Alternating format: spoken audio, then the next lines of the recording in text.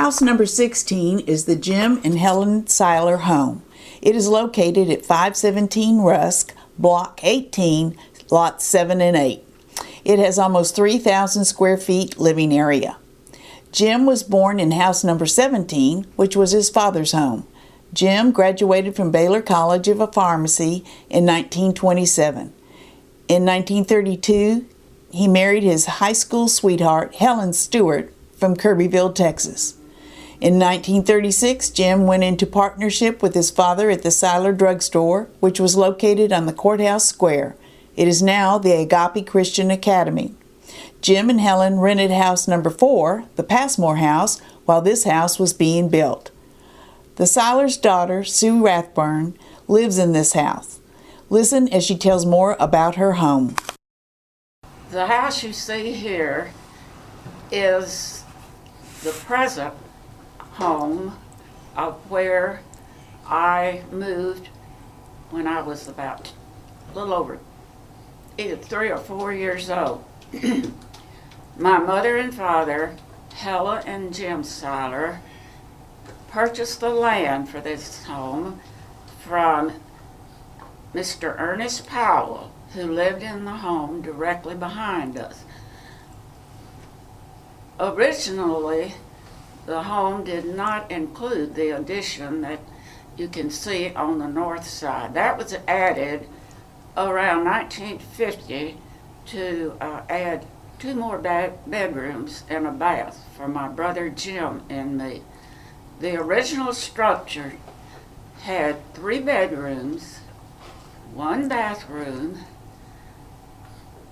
and when we moved in around 1936, there was no butane, there was no gas. We only had wood for cooking and for heating. So in the kitchen, there was a wood stove. We used the fireplace in the living room, and in the middle bedroom, we had a wood heater. The original home was what would be called today a craftsman style. It is still reflected in the gables. There were brick pillars in the front with tiered wooden columns.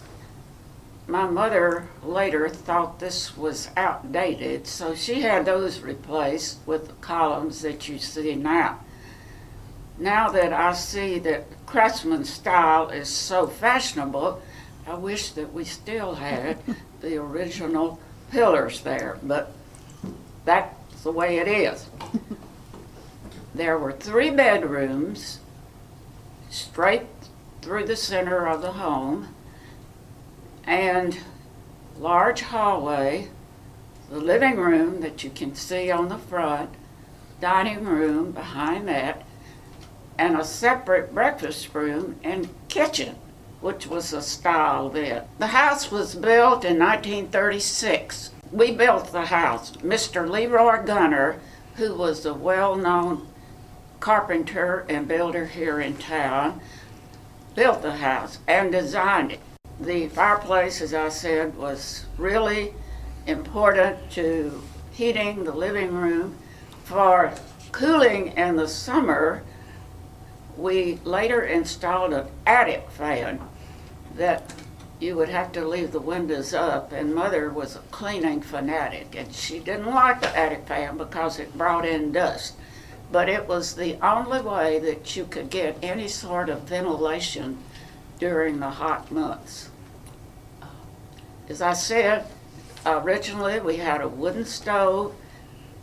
We were able to convert to butane gas a few years after we moved in.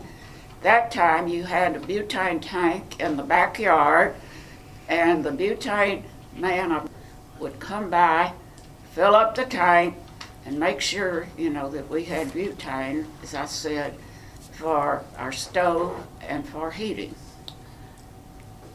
The electricity was already in that part of town. Oh, so okay. We never had to use kerosene lanterns or anything, but we did have to use wood wood stove till we got the butane. Helen Syler taught school in Kirbyville and Newton. She was instrumental in getting the Newton Public Library established. She was also active in the Newton Garden Club and our Historical Commission. Miss Syler wrote Footprints, which is in Crosscuts, and My Grandfather in Newton County Nuggets. Both books were established by the Newton County Historical Commission. Another side note is that Jim Syler served 2 terms as mayor of Newton. During his tenure, which began in 1940, the city's sewer, water, and gas systems were completed.